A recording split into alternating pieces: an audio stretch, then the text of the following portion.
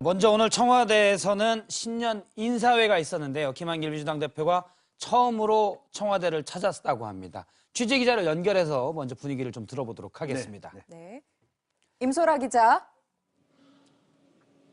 네, 청와대 춘추관입니다. 네, 오늘 오후에 신년 인사회가 있었다고 하는데 분위기 어땠습니까? 네, 박근혜 대통령은 청와대 영빈관에서 열린 신년 인사회에서 대략적인 올해 국정 운영의 방향을 제시했는데요. 이 자리에서 박근혜 대통령은 60년 만에 돌아온 소중한 청마의 해에 한반도의 평화 시대를 구축해서 통일의 시대를 열어갈 수 있도록 해야 한다고 언급했습니다. 박 대통령은 또 지난 10개월간 대통령직을 수행하면서 국정 운영은 2인 3각, 3인 4각 경주와 같다는 사실을 다시 한번 확인했다면서 입법, 사법, 행정부 등의 협조를 당부했습니다. 이 밖에도 과감한 혁신과 투자로 국민소득 4만 불 시대를 앞당겨야 한다고 강조했습니다. 네, 오늘 김한길 민주당 대표가 처음으로 청와대를 찾았는데 어떤 얘기했습니까?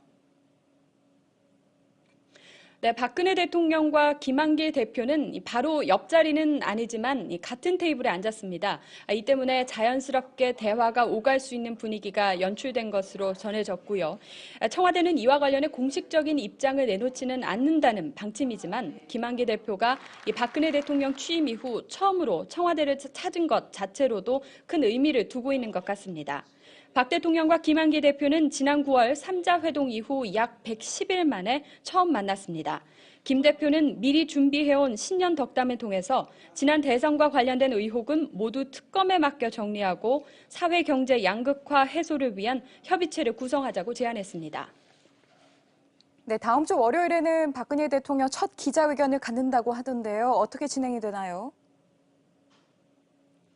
네, 기자회견은 오는 6일 오전 10시부터 청와대 춘추관에서 진행이 될 예정인데요. 기자회견에는 정홍원 국무총리를 비롯한 내각과 청와대 수석 비서관들이 모두 참석할 예정입니다.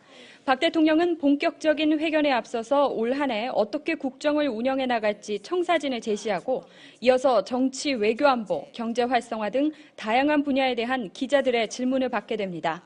이번 기자회견은 사실상 박 대통령이 청와대 춘추관에서 갖는 첫 번째 기자회견이라고도 해석할 수 있습니다. 특히 그동안 박 대통령과 관련해 소통이 안 된다는 지적이 많았는데 이번 기자회견을 통해서 그런 불통 논란이 누그러질 수 있을지도 관심입니다. 지금까지 청와대 춘추관에서 전해드렸습니다. 네, 임소라 기자 수고했습니다.